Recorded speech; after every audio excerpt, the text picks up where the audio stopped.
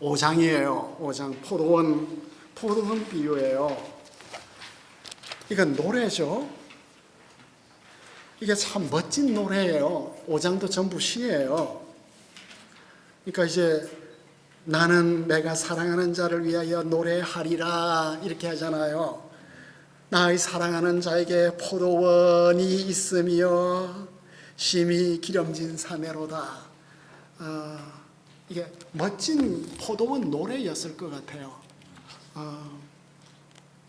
그대의 포도원은 아름다웠어.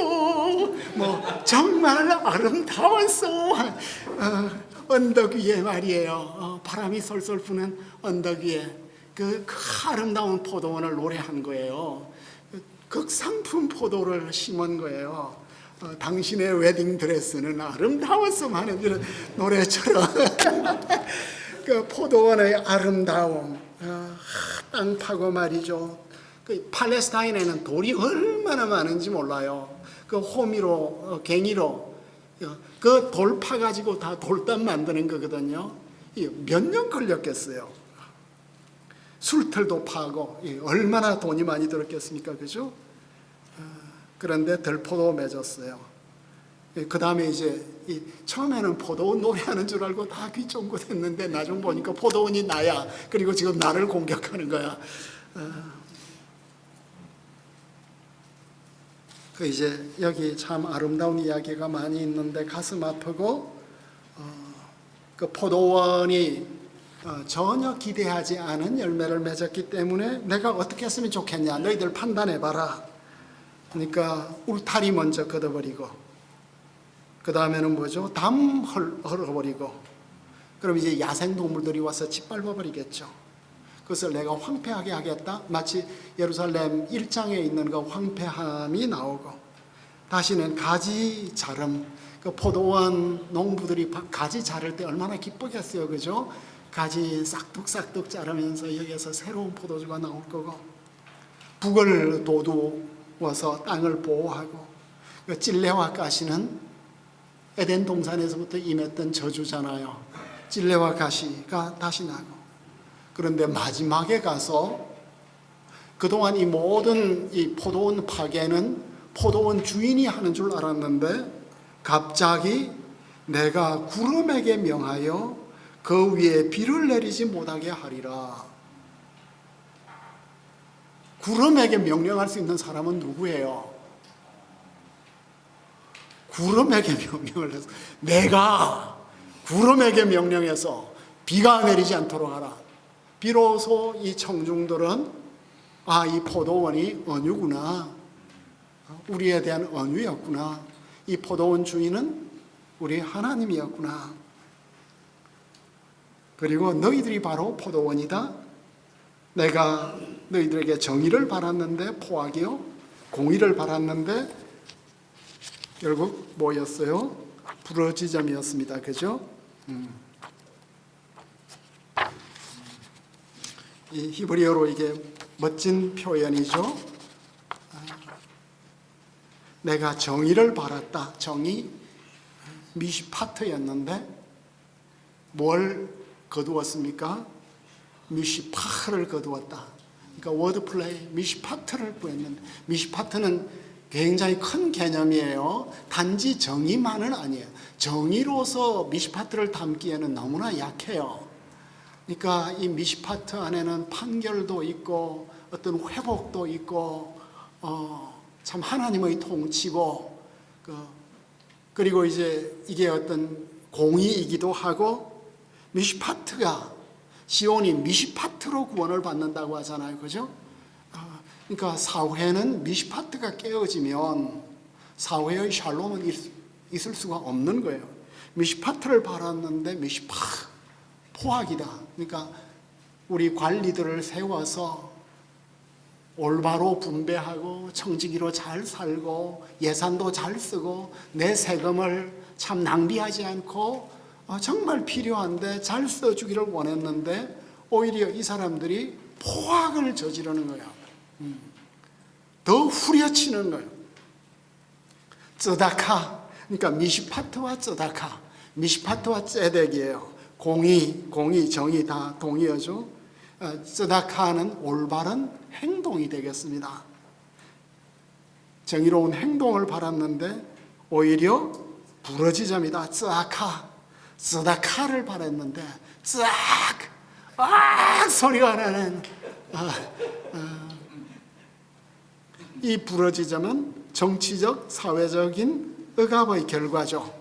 그 의성어를 사용해서 비유의 무서운 결과를 우리에게 나타나는데, 이게 현대적으로 오면 뭘까요? 현대적으로 온다면 우리가 기업을 하나 아주 공을 들여서 기업을 만드는데, 그죠? 옛날 포도원 만드는 것만큼 요즘 기업 만드는 게 어려울 거 아니에요. 그 기업 안에는 그 피땀 흘린 노력이 있을 것이고, 기업 하나를 우리 김창록 장로님께서 잘 아시겠지만 기업 하나를 만들려면 최소한 3년은 걸린다면서요. 그 포도원도 농사를 거두려면 3년을 기다려야 돼요. 첫 해는 뭘 하죠? 먼저 땅에 있는 모든 잡초들, 초목들을 다 제거해 포도를 심어야 되니까 나무 하나 뽑아내는 게 얼마나 어렵겠습니까? 돌 뽑아내야죠. 바위 제거해야죠.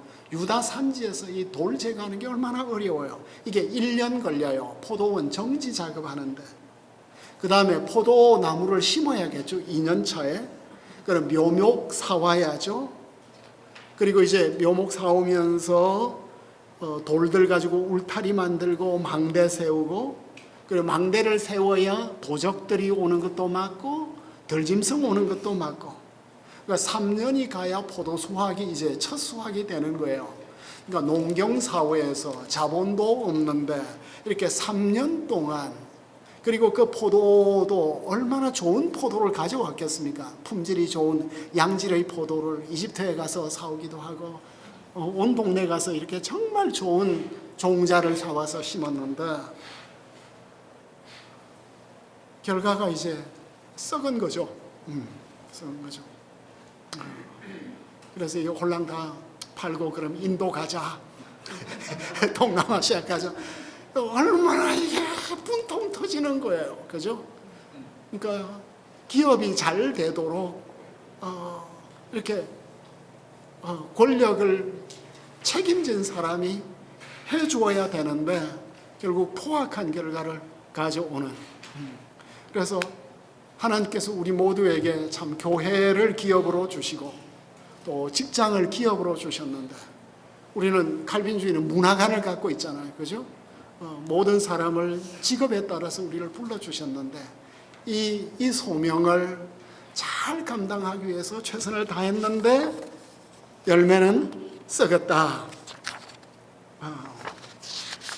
이런 가슴 아픈 이야기예요. 근데 이 포도원 비유를 예수님은 결국 자신에게 적용하죠.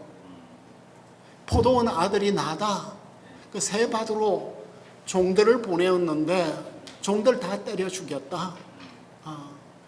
마지막에 아들 보내었더니 야, 얘가 상속자 아니냐? 얘 죽이면 이 포도원은 우리 거네? 그러니까 이 포도원이 누구 거예요? 대한민국이라는 이 포도원은 누구 거예요? 정권을 잡은 사람 게 아니라고. 그죠? 어느 정권이든지 간에 이 포도원은 국민의 것이라고. 국민을 위해서 봉사하기 위해서 직분을 받은 거잖아요. 그죠? 그런데 상속자는 죽이자. 그래서 예수님이 이제 죽는 비유를 했을 때 이제 유대인들은 예수님을 죽이기로 결심을 하죠. 결심을 하는데 여기에서 어거스틴의 해석이 특별했던 것 같아요. 77쪽입니까? 교회의 해석 가운데 어거스틴이 이 본문을 언제 사용하느냐 하면 세례식 때 사용을 해요. 세례식 때. 그러니까 성경 말씀을 우리가 제대로 공부를 해두면 여러 상황 속에서 적용을 할 수 있는 것 같아요. 세례식 때 새로 세례를 받는 분들에게 뭐라고 말하냐면 거룩한 씨들아 이래. 거룩한 씨가 어디에 나와요? 김사무엘? 이사야 6장 13절에 거룩한 씨들, 세례받는 사람들을 향해서 Holy seed, O holy seed, 거룩한 씨들아. 그런데 내가 여러분들에게 경고한다. 새로 세례를 받는 자들이요, 여러분들은 주님의 덜에 있는 신선한 식물이다. 주님께서는 여러분들에게서 좋은 열매, 뭉치를 찾으시기를 빈다. 열매를 맺어라. 선한 사람으로 살아라. 성령의 열매를 맺어라. 우리는 외적으로 어떻게 심고 물 주는 것을 안다.